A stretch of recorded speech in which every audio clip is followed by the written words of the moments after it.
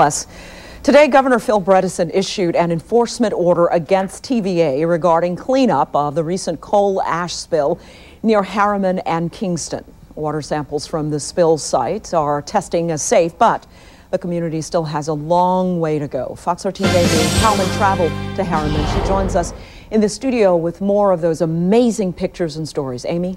Yeah, Emerald, yesterday we showed you the massive devastation and the shock of those who the ash spill affected. Now, that shock has turned into anger. Families now fear for their health and say overnight their lives were changed for them.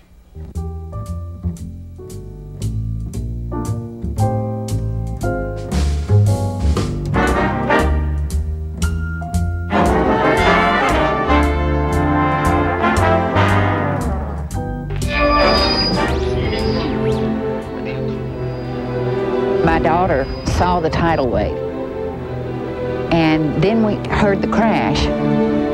Everybody was just in shock. The shocking images reflecting the disastrous coal ash spill in eastern Tennessee haven't changed over the past 3 weeks, but the emotions of those living with the devastating aftermath have. Now we're kind of get beyond being in shock and beyond being frustrated, and now we're getting into being angry. Gail Sewell says she feels like her happiness has been robbed. This has destroyed a lifestyle. This has destroyed our retirement. She lives on Emory River, where 1.1 billion gallons of potentially toxic coal ash sludge spewed out like a tidal wave 3 days before Christmas. It was like, having a hurricane hit and a tsunami in an inland lake, river, it's crazy. Her dock and boat were damaged. The force of the spill threw her neighbor's jet ski onto her dock, where murky debris and ash still lingers. This was supposed to be my paradise. Where her grandchildren freely played in the water without fear of poisoning. Her dogs could roam. Her community gathered.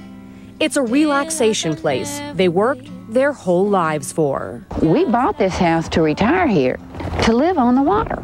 Now, only Tennessee Valley Authority boats are allowed on the water. Don't have a timeline yet. We are still trying to develop recovery plans for the long term. Not comforting words for Sewell. How long is the river going to be closed?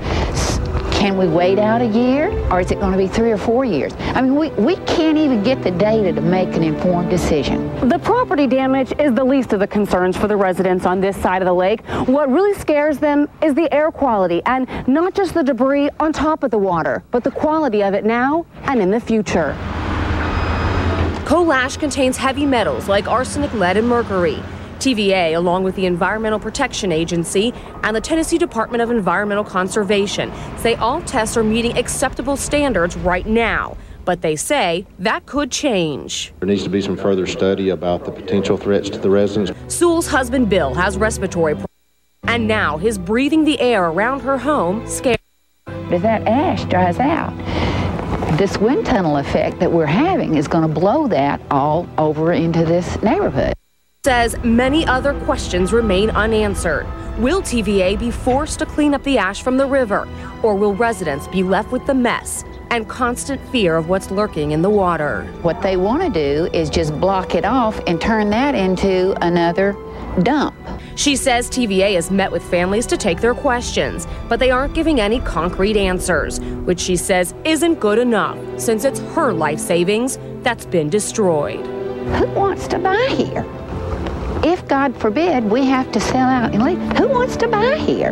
Our property value is overnight is zilch. It happened overnight, but Sewell knows the devastation will last a lifetime. This is going to be continuing to haunt all of the neighbors through here for potential years. So, I'm a little upset.